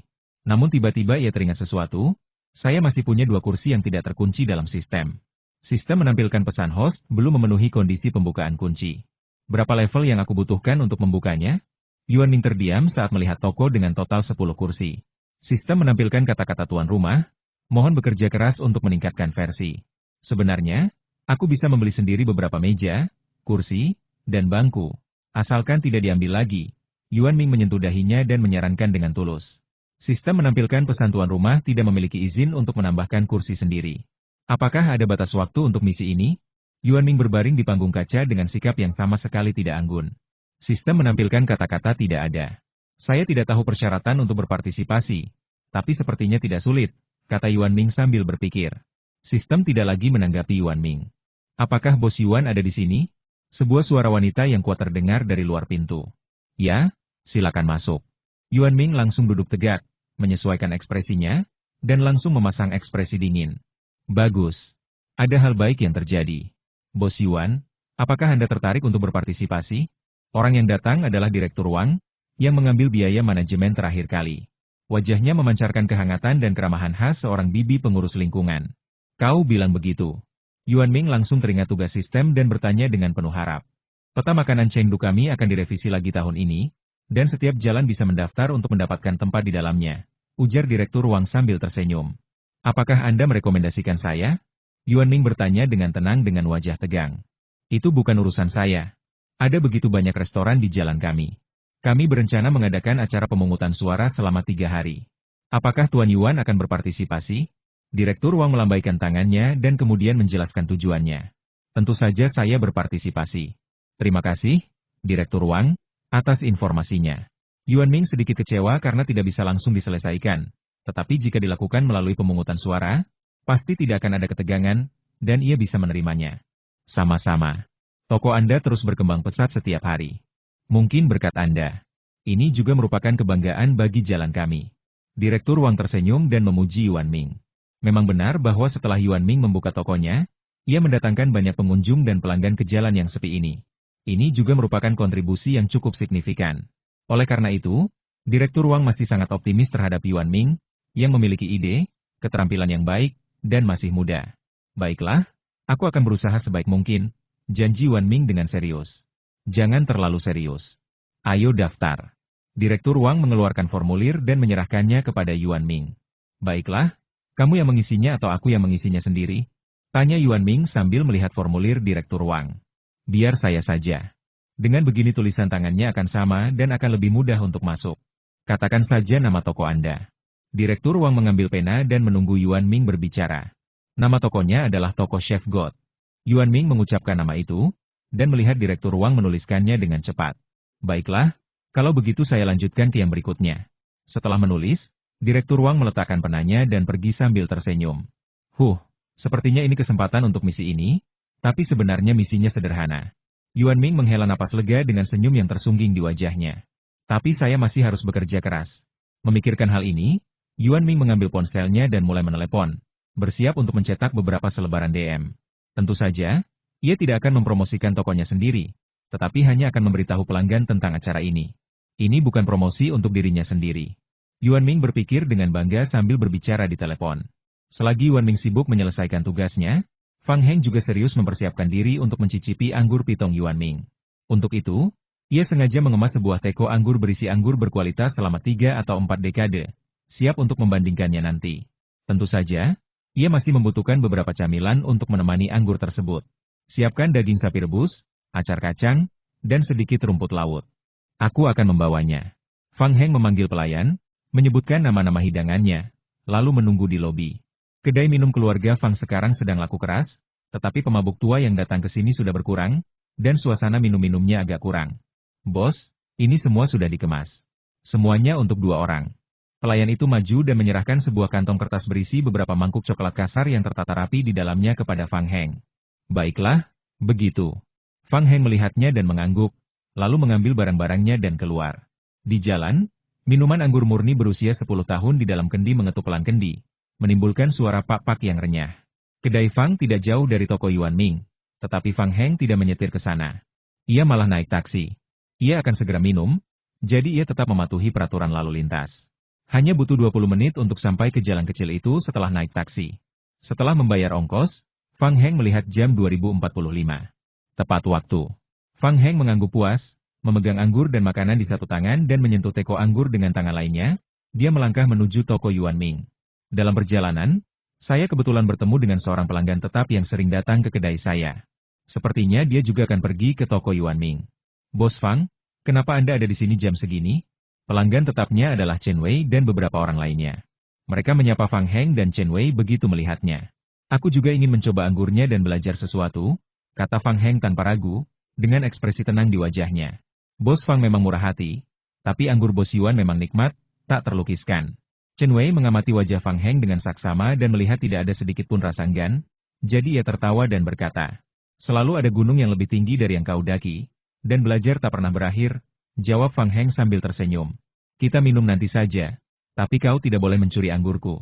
Chen Wei dan Fang Heng sudah beberapa kali minum bersama, jadi mereka mulai bercanda. Jangan khawatir, aku pasti tidak akan melakukannya. Aku bukan peminum berat. Aku hanya suka anggur, kata Fang Heng acuh tak acuh.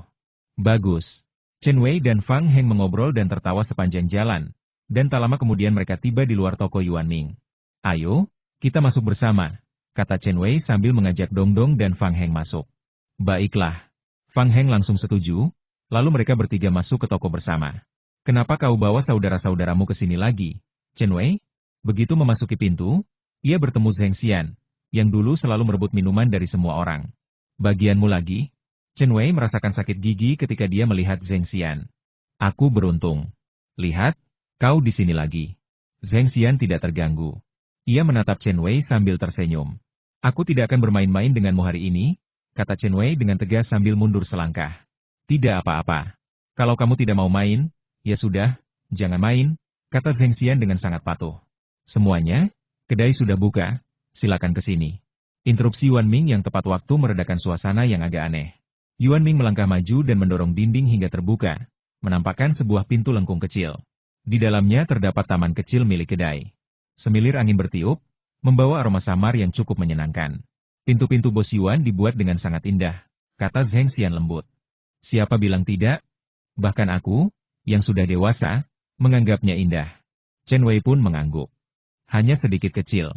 Dongdong yang tinggi dan tegap itu masuk sambil membungkuk dan mengeluh. Benar-benar unik. Fang Heng juga sedikit terkejut ketika pertama kali memasuki pintu.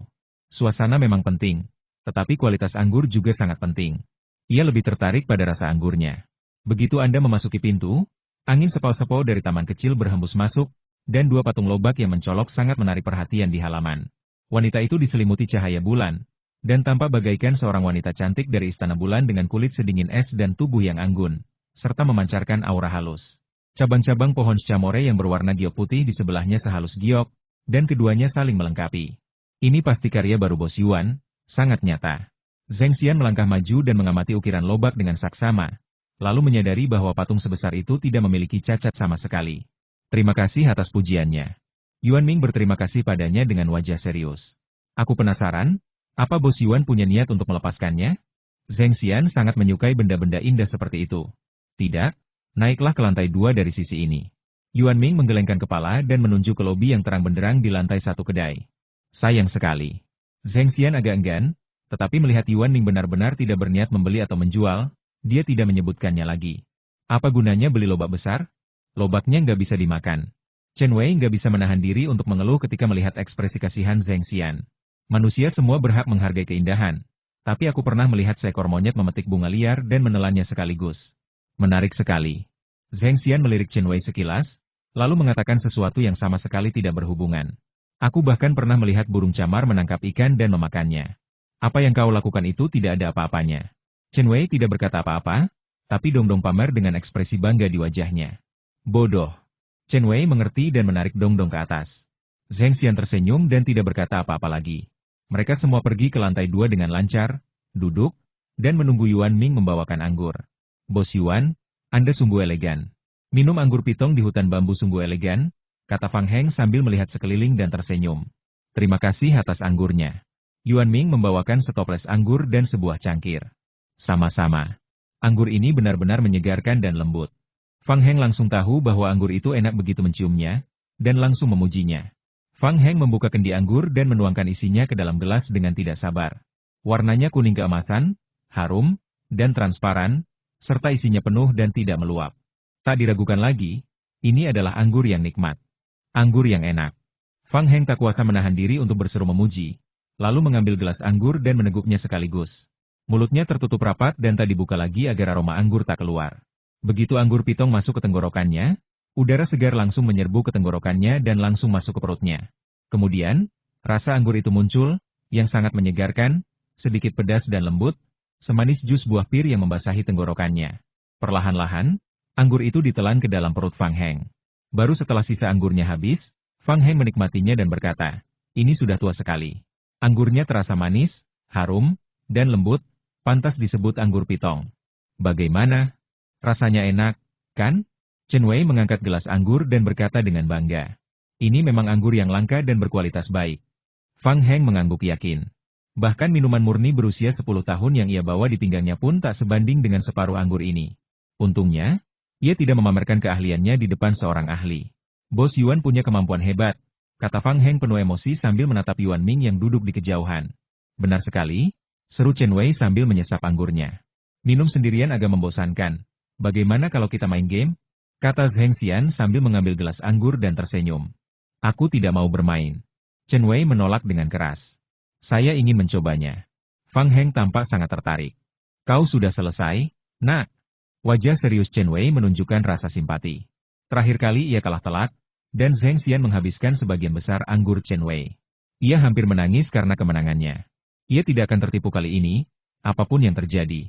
Namun, ketika melihat Fang Heng ingin bermain, ia merasa simpati sekaligus sedikit senang. Sepertinya ada orang lain yang akan ditipu. Bagaimana mungkin? Tidak masalah bagiku untuk bermain game dengan undangan seorang wanita cantik. Fang Heng menganggap dirinya seorang pria sejati, jadi tentu saja dia punya sopan santun. Pria ini cukup sopan. Bagaimana kalau kita main permainan sederhana di mana yang kalah memberi setengah gelas anggur kepada yang menang? Kata Zheng Xian sambil tersenyum lembut, sambil memegang gelas anggur di tangannya. Tidak masalah, beritahu aku cara bermainnya. Fang Heng memberi isyarat mengundang. Karena kita punya anggur pitong, zaman dulu hanya orang-orang terkenal yang suka meminumnya. Bagaimana kalau kita juga mengikuti tren dan menulis puisi tentang anggur? Tentu saja, waktu berpikirnya tidak boleh lebih dari 10 detik. Zheng Xian memutar matanya dan menyarankan dengan santai. Ceka-ceka, ini lagi. Chen Wei sedang minum dengan tenang bersama saudaranya Dongdong. Baiklah, kalau begitu aku akan memberikan beberapa ide. Setoples anggur di antara bunga-bunga, minum sendirian tanpa teman kencan, kata Fang Heng dengan sangat lugas. Adapun alur cerita selanjutnya, mudah ditebak. Berapapun bait yang diucapkan Fang Heng, Zheng Xian akan langsung menangkapnya tanpa perlu berpikir. Bahkan Fang Heng, yang merasa dirinya cukup berbakat, pun kalah telak. Tentu saja, sisa anggurnya diterima oleh Zheng Xian. Baru pada saat itulah Fang Heng menyadari penolakan awal Chen Wei. Kedai Yuan Ming begitu harmonis di malam hari. Toko Yuan Ming kini sangat terkenal di daerah sekitarnya. Bahkan orang yang belum pernah ke sana pun tahu tentang tempat ini. Misalnya, pria elit di telepon ini berkata, saya di Jalan Taoxi. Tahu nggak? Itu toko Yuan Ming. Makanannya enak-enak. Orang di ujung telepon mungkin mengira kami akan makan di restoran Yuan Ming dan sangat bersemangat. Saya bahkan bisa mendengar suara dari ujung telepon, kalau mau traktir, pergi saja ke sana. Jangan khawatir, kami akan sampai dalam 10 menit. Ide bagus, tapi jangan di sana. Toko sebelah sana. Cepat. Pria elit itu langsung menolak dan bercanda bahwa dia sendiri belum pernah ke sana. Orang di ujung sana tampaknya belum menyerah dan masih berjuang. Sementara pria elit yang memegang telepon terus menolak dengan satu kata tidak. Tampaknya Yuan Ming benar. Menyelesaikan tugas yang diberikan sistem ternyata mudah, hanya dengan meraih peringkat pertama dalam pemungutan suara. Tetapi sistem akan mengeluarkan tugas yang begitu mudah. Keesokan paginya, toko periklanan mengirimkan formulir DM yang diminta Yuan Ming. Halo, bos. Ini brosur yang Anda minta. Pria dari bagian periklanan itu mengenakan topi baseball dan memegang setumpuk brosur tebal. Terima kasih atas waktunya. Yuan Ming mengangguk dan menerima pesanan itu. Sama-sama, totalnya 150 yuan, kata pria di toko periklanan itu sambil menunjuk brosur. Tunggu sebentar. Yuan Ming berjalan kembali ke dapur sambil membawa brosur, mengeluarkan 150 yuan dari laci, dan menyerahkannya. Terima kasih. Kalau begitu, saya tidak akan mengganggu bisnis Anda. Pria dari toko periklanan itu mengambil uang itu, memeriksa keasliannya, lalu pergi. Yuan Ming mengambil selebaran itu dan mengamatinya dengan saksama. Selebaran itu dibuat dengan sangat baik. Ia mengangguk puas dan berkata, efeknya bagus. Tak lama kemudian, jam operasional siang tiba dan pelanggan dari luar pun berdatangan satu demi satu. Bos Yuan, seporsi daging sapi dan semangkuk nasi. Pelanggan pertama yang datang langsung memesan. Orang-orang di belakang juga mulai memesan makanan, dan toko Yuan Ming ramai dengan aktivitas. Waktu makan siang adalah saat orang-orang lapar, dan para pengunjung sibuk menikmati makanan mereka. Tidak ada yang memperhatikan selebaran yang Yuan Ming pasang di tempat yang mencolok. Mu Xiaoyunlah yang pertama kali menyadarinya. Bos, apa ini? Mu Xiaoyun mengambil sebuah daftar. Suatu kegiatan, kata Yuan Ming singkat. Kontes pemilihan peta makanan? Mu Xiaoyun mengambil brosur itu dan membacakan kata-kata yang tertera di sana. Bos, haruskah kita berpartisipasi? Mu Xiaoyun menatap Yuan Ming dengan penuh semangat. Perlu diketahui bahwa peta kuliner Chengdu terkenal di seluruh negeri. Hampir semua orang yang berkunjung ke Chengdu memilikinya sebagai referensi. Meskipun restoran Anda mungkin tidak ditampilkan di peta, ini merupakan bentuk publisitas semi-resmi yang sangat besar. Intinya, Anda tidak perlu mengeluarkan uang sepeser pun. Yuan Ming tidak mengangguk untuk menjawab pertanyaan Mu Xiaoyun, juga tidak menyangkalnya. Lagi pula, aturan sistem yang menyebalkan itu tidak bisa dipublikasikan sendiri. Ada pepatah yang mengatakan bahwa orang yang paling memahami Anda bukanlah orang yang mencintai Anda, tetapi seringkali orang yang paling membenci Anda. Meskipun Ling Hong tidak membenci Yuan Ming, ia juga jelas tidak menyukainya. Jika masakan Yuan Ming tidak begitu lezat, ia pasti sudah menghajar Yuan Ming lebih dulu. Jadi, begitu melihat penampilan Yuan Ming, ia tahu bahwa anak ini berpura-pura rendah hati dan pendiam lagi.